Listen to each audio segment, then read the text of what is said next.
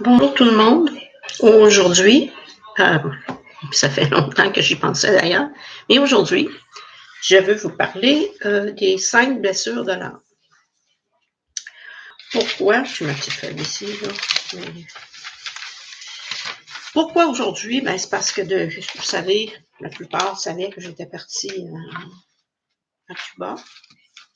Et donc, là-bas, je ne pouvais pas faire de vidéo, mais j'avais déjà l'intention, avant de partir, de le faire. Bon, j'ai fait des recherches, parce qu'on parle des 5 blessures, mais en réalité, il y en a 8. Pourquoi on travaille seulement sur 5? Parce que, tout simplement, ce sont les 5 principales. Et c'est rare qu'on se retrouve avec les autres, quoique ça peut arriver. Le premier à s'être préoccupé de ces 5 blessures-là ne date pas des années 2000 ni des années 90. Ça date de très loin, dans les années 30. Un psychiatre a découvert que nous avions, ou nous venions au monde de cette façon-là, avec des blessures de l'âme. C'était William Reich, d'après moi un Allemand, là. Donc, ces travaux, je pense que ces travaux-là n'ont pas été... En fait, ils existaient, mais qui est-ce qui s'est intéressé au départ à ces 5 blessures-là? Je crois que c'est Lise Bourbeau. Mais il y a certainement d'autres auteurs avant. Là, je vais au plus près, là, mais il y a d'autres auteurs qui se sont intéressés à ces 5 blessures-là. Donc, moi aussi, c'est sûr, hein, je veux dire, ça fait partie de mon domaine. Alors, je me suis intéressée aussi, mais je vois que, en faisant encore des recherches, qu'il y a différentes approches, dont Natacha Calestrémé. Il y a... Excusez mon téléphone, j'ai oublié de fermer le son. Donc, il y a Diane Bourbeau, Lise Bourbeau, excusez. Et aussi d'autres, si je vais à la bibliothèque, je vais sûrement en trouver 5 ou 6 ou 10 autres. Enfin, on a chacun notre approche pour aller voir où sont nos blessures et réussir à les guérir, bien sûr. Alors, les 5 blessures sont l'abandon, le rejet, l'humiliation, trahison et injustice. Ça, c'est les 5 que l'on voit, mais il y en existe 8. Donc, blessure d'intrusion, d'impuissance et d'insécurité. J'imagine qu'on les a négligées parce que ces blessures-là, c'est souvent par rapport à quelqu'un qui est prisonnier ou en tout cas, j'imagine qu'on a laissé tomber parce qu'on peut à travers les autres aussi les trouver, mais il en existe quand même 8. Mais on va travailler seulement sur les 5 parce que ce sont les 5 qui sont les plus importantes. Alors, si on regarde, quelqu'un qui a une blessure de trahison va avoir tendance au contrôle. Cette personne-là a été trahie. Alors, elle va essayer de contrôler son univers, les gens autour d'elle, parce que ça la met dans une insécurité. Puisqu'elle a été trahie, pour elle, elle est sûre qu'elle va être encore trahie. C'est très dur à guérir une blessure de trahison. Ensuite, on a la blessure d'injustice. Alors, ce sont des gens qui, on les a avant l'âge de 5 ans, ces blessures-là, même avant la naissance. Et c'est souvent ce qu'on oublie. Mais je vais revenir à propos de avant la naissance. Alors, là, quelqu'un qui a une blessure d'injustice va avoir tendance à être très rigide. Parce qu'on est injuste envers elle, fait qu'elle va rien passer. Tout ce qui est au niveau de l'injustice, il n'y a rien qui va passer. Alors, ces personnes-là sont très, comme je vous dis, très rigides. Ils ne sont pas dans le laisser être et tout ça. Non. C'est difficile aussi. Mais une blessure d'injustice est moins dure à guérir qu'une blessure de trahison. La blessure d'abandon, eh bien, ça nous amène à une dépendance. Et souvent, on retrouve des gens qui ont des dépendances, bien sûr, alcool, drogue, sexe, vous pouvez toutes les nommer. C'est sûr, quand on vous rencontre une personne comme ça, c'est sûr qu'elle a eu la blessure d'abandon. C'est le signe, c'est le signe. Dépendant à la nourriture, pas capable de s'arrêter de manger, de boire, dépendant au sport, toutes les formes de dépendance, en fait. Vous pouvez être dépendant au travail, toutes les formes. Alors, et ça, je veux le souligner, rares sont celles qui n'ont pas cette blessure-là. Mais je reviens encore là-dessus dans quelques minutes. La blessure de l'humiliation. On va retrouver, je vous le dis tout de suite, c'est là qu'on va retrouver le plus de psychopathes, parce que c'est des gens qui ont été humiliés. Je ne vous dis pas que si vous avez été humilié, vous êtes psychopathe. Je dis que c'est dans cette catégorie-là, quand une personne a été très humiliée, certaines, rares, heureusement, vont développer une forme de sadisme ou de masochisme. Eh bien oui. Et c'est là qu'on retrouve la blessure d'humiliation. C'est ainsi que ça fonctionne. Et la blessure de rejet, là, on va retrouver les personnes qui ne sont pas capables, non, ils ne veulent pas s'engager.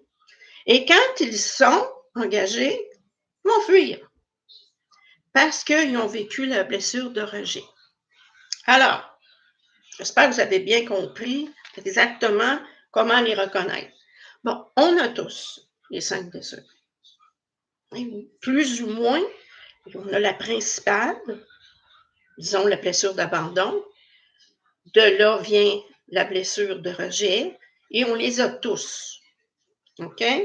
On peut avoir la blessure d'humiliation, mais pas aussi marquée que quelqu'un qui a vécu une grosse humiliation. On peut simplement avoir cette blessure-là, tout simplement parce qu'un parent nous a dit un jour, toi, tu n'es pas bonne à l'école. Tu as été humilié. Mais ce n'est pas ça qui va faire que tu vas développer une psychopathie. Non, non, non. Ça prend de l'humiliation très grave pour ça. Alors, on a tous les 5 blessures à guérir, mais on commence toujours par la principale. Et à 80% du temps, la principale, je dirais même 90% du temps, la principale est l'abandon. Donc, il faut comprendre, parce que là, j'y reviens. Je m'arrête juste là, puis je vous le dis.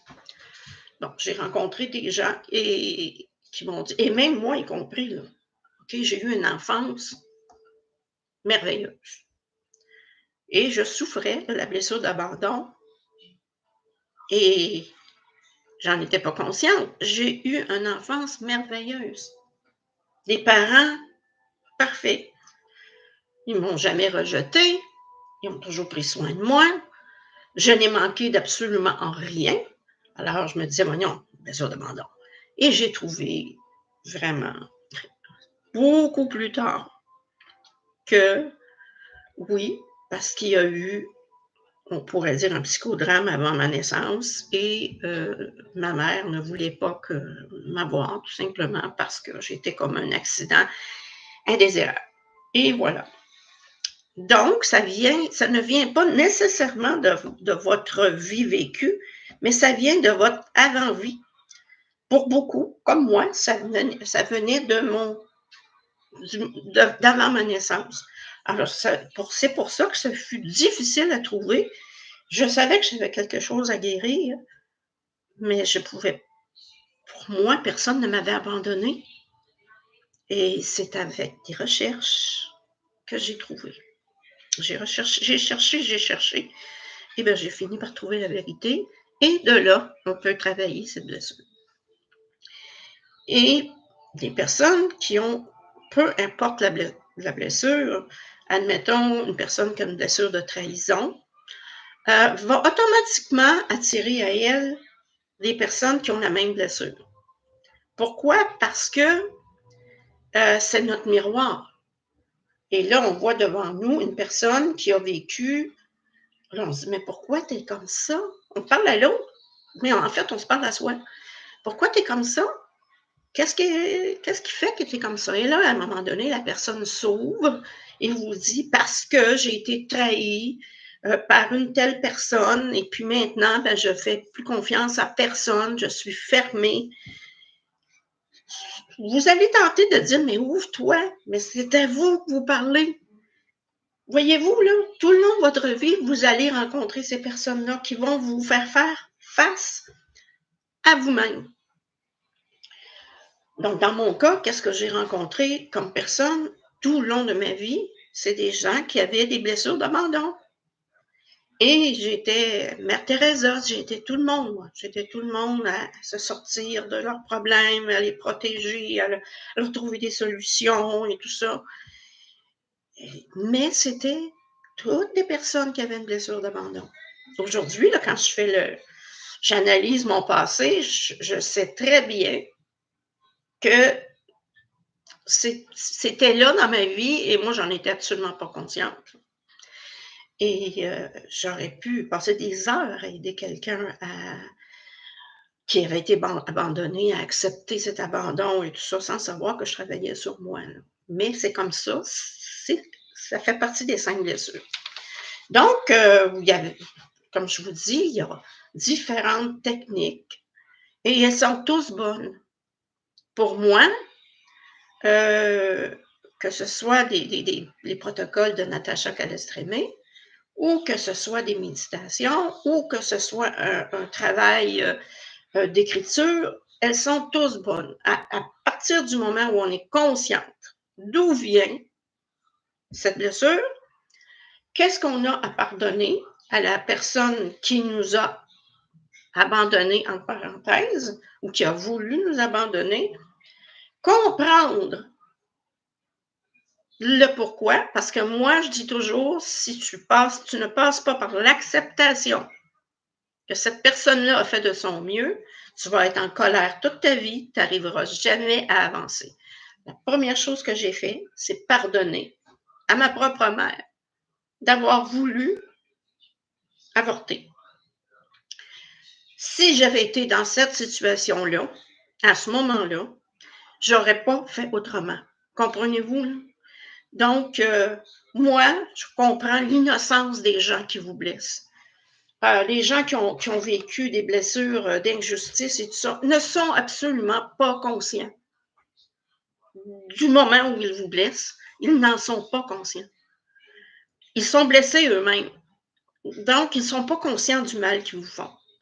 C'est à ce moment-là qu'il faut vraiment retourner en arrière. Et justement, dans les protocoles de Natacha, on parle de Natacha Calestrémé, on parle à cette personne-là. On peut lui. Moi, j'ai toujours travaillé avec l'écriture, mais on peut mettre cette personne-là en face de nous et accompagné de deux anges que vous choisissez et vous lui parlez. Vous lui dites, écoute, je sais ce que tu m'as fait vivre, mais à la fin, vous pardonnez. Moi, c'est ce que je fais. Et vous demandez à vos anges qu'ils aident cette personne-là à retrouver l'énergie qu'on lui a volée. Parce que cette personne-là a vécu, elle aussi, cette blessure-là. Là. Alors, vous récupérez votre énergie volée et vous demandez aux anges de lui redonner l'énergie qu'on lui a volée. Même si cette personne est morte. OK? Donc, ça fonctionne des deux manières. Ça fonctionne, moi, je travaille avec l'écriture, comme je vous dis, et je le fais aussi avec les protocoles. Mais il y en a qui n'aiment pas faire les protocoles de Natacha pour la simple raison que ça vient tellement nous brasser qu'il y en a qui sont malades pendant quelques jours parce que c'est très fort comme énergie. Mais comme moi, j'avais travaillé beaucoup sur moi parce que ça doit faire au moins 20 ans là, que je travaille à la recherche du pourquoi de mes souffrances. J'avais beaucoup de chemin de fait. Donc, j'ai fait les protocoles et je n'ai pas été malade après. Mais des personnes qui sont absolument dans un total néant, ne sachant pas pourquoi ils souffrent comme ça, c'est sûr que de faire des protocoles, ça amène à des journées où on va peut-être passer une semaine, 2 semaines fatigué. Et oui, vous avez travaillé fort, vous venez de vous débarrasser d'un poids sur vos épaules qui était tellement lourd. Donc, comme je vous dis, il n'y a pas qu'une seule façon de faire. Cherchez la vôtre, OK? Cherchez votre façon de faire. Si vous n'êtes pas à l'aise avec les protocoles de Natacha Calestrémé, passez à autre chose, il y a d'autres auteurs, OK? Si vous n'êtes pas à l'aise avec Lise Bourbeau, passez à autre chose, jusqu'à ce que vous trouviez la façon pour vous de pouvoir les travailler. Parce que c'est pas tout le monde qui peuvent, tu sais, comme je vous dis, on a différentes façons de faire. C'est comme des recettes, OK? Moi, j'ai ma façon de faire mon gâteau et une autre personne a sa façon, et les gâteaux sont aussi bons. C'est la même chose pour travailler sur ces blessures. Alors, nous, allez avant votre naissance. Posez des questions dans votre famille. La vérité va sortir. Parce que comme si vous êtes comme moi et que vous vous dites, mais j'ai eu une superbe enfance, mais pourquoi j'aurais des blessures? Allez plus loin, avant la naissance. C'est là que ça s'est passé. OK? Et vous allez pouvoir vous débarrasser de ces blessures et vivre enfin en paix avec vous-même. Alors, si vous souffrez d'un besoin de contrôle, vous avez vécu la trahison. Alors, on va finir là-dessus. Donc, si vous êtes une personne qui a besoin de tout contrôler, sa garde-robe y compris, puis tout ce qui est contrôlable, même elle-même, ces personnes-là, parce que je vous le dis, là, regarde, si tu as eu comme moi, je vais vous le dire, je ne suis pas gênée de le faire. J'ai eu une blessure d'abandon, une blessure de trahison parce qu'on m'a menti pendant 34 ans. OK? Donc, qu'est-ce qui arrive? J'ai pas eu la blessure de rejet très forte, mais je l'ai eue parce que je souffrais d'abandon. Donc, je l'avais. Donc, il faut écrire une bonne partie de sa vie et ses souffrances. Donc, oui, j'avais tendance au contrôle. Aujourd'hui, beaucoup moins. Je laisse aller. Ben, beaucoup moins. En fait, je dis toujours, fais comme tu veux. Parce que ça ne sert à rien d'essayer de contrôler les autres. Là. Donc, c'est ton corps, c'est ta tête, c'est ta vie, et tu en fais ce que tu veux. OK? Je vais remarquer, une personne qui a tendance au contrôle va dire « Ah, mais tu ne peux pas faire ça, tu ne peux pas manger ça. » Bon, mais ce n'est pas ton corps. Et je vous dis, là, j'ai été face à un problème dernièrement, il y a quelques mois, ben non, 1 an et demi environ, où j'ai fait face justement au contrôle. Et ça a été très dur à prendre conscience que j'avais vraiment, mais vraiment une blessure de trahison. Alors, après avoir réussi à comprendre que j'avais une blessure d'abandon, la blessure de trahison a fait surface. Et je vous jure que ça a été difficile. Donc, comme je vous dis, tendance au contrôle, c'est officiellement une blessure de trahison. Tendance à être rigide, ne pas s'ouvrir à rien, hein, à rien, on ne veut pas ouvrir son esprit. Et on a vécu une blessure d'injustice. Et là, on s'est fait une carapace, mais une carapace. La blessure d'abandon, on vit de la dépendance, peu importe la dépendance affective, sexuelle, alcool, drogue, nourriture, peu importe la dépendance, sport, on vit une dépendance. Et ça, c'est difficile aussi. On a vécu une blessure d'abandon Non, abandon, je l'ai passé. Humiliation. Bon, humiliation. Alors, ces personnes-là, comme je vous dis, bon, on peut avoir tendance à vouloir se venger. Quelqu'un nous fait quelque chose, je vais me venger. Ça vient de la blessure d'humiliation, ça. Comprenez-vous? Parce qu'une personne qui est en paix avec ça, il arrive quelqu'un qui te fait du mal, tu ne cherches pas à te venger. Moi, je mets ça dans les mains du karma. Il m'a fait du mal, OK, moi j'ai compris une leçon, et puis le karma va s'occuper de toi. Moi, je laisse aller, là, c'est bon. Mais celle qui a vécu vraiment une blessure d'humiliation va avoir tendance, c'est ça, à soit vouloir se venger